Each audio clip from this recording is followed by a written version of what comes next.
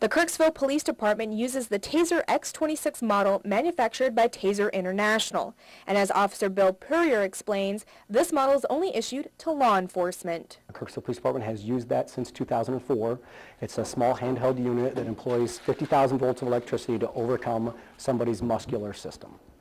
Even though it may look like an average taser, it does have a kick to it, and before an officer is issued one, they must go through the proper training. To carry the taser, there is an 8-hour training course for the officers in the use of the taser, safety considerations, and tactical considerations for the taser.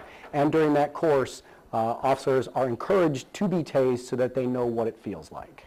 And if you were wondering, yes, he's been tased more than once.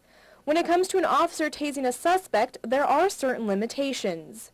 At the Kirksville Police Department, officers are not allowed to use a taser absent outside circumstances if an individual is reasonably known to be under the age of 13, over the age of 65, obviously pregnant or infirm.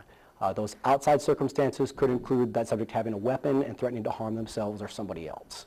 So when it comes down to it, when does an officer know when to use their taser or their gun?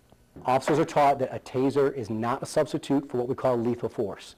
If a subject has a weapon that could seriously injure or kill an officer or another person, a knife, a gun, anything of that nature, the officer's sidearm should be used, not a taser. And for those who think police officers use excessive force while trying to defuse a situation, Officer Purrier says they have guidelines they are trained to follow.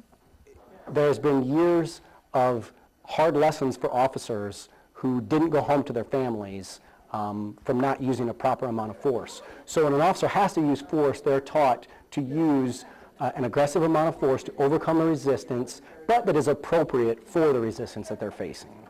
And every officer's goal when starting their workday is to keep their community safe as well as themselves. Reporting in Kirksville, Ella Soroka, KTVO News. Thanks, Ella.